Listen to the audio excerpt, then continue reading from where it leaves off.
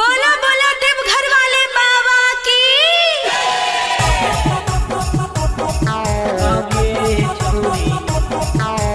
बोल बम जय शिव, बोल बम जय Shiv. Music by Kanchan Raj, Hajipur Vaishali. Magahi recording studio Samastipur Sheikhpura. रोजे शिवाला बापा देही जलवा ढारगे, रोजे शिवाला बापा देही जलवा ढार। अगे छौड़ी केकरा ले करू ही सोमार, अगे छौड़ी केकरा ले करू ही सोमार। पेन्ही के गेरुआ कलर सूट सलवार गे, पेन्ही के गेरुआ कलर सूट सलवार। अगे छौड़ी केकरा ले करो ही सोमार, अगे छौड़ी केकरा ले करो ही सोमार।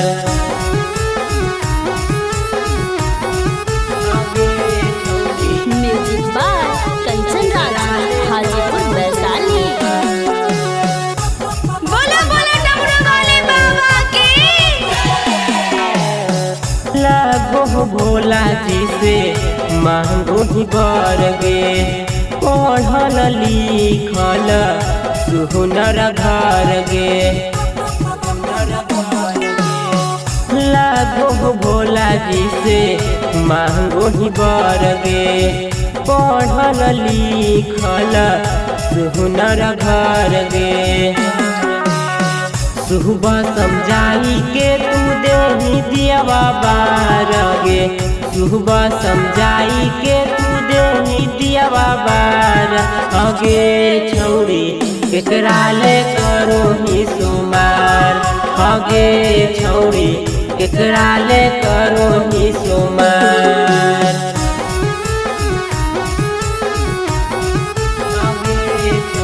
Music by Kanchan Raj, Hajipur Vaishali.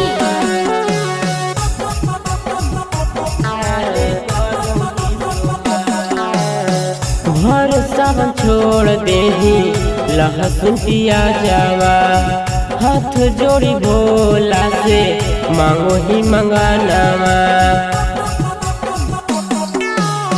भर सावन छोड़ देही लहसुन पियाजावा, हाथ जोड़ी भोला से मांगो ही मंगानावा।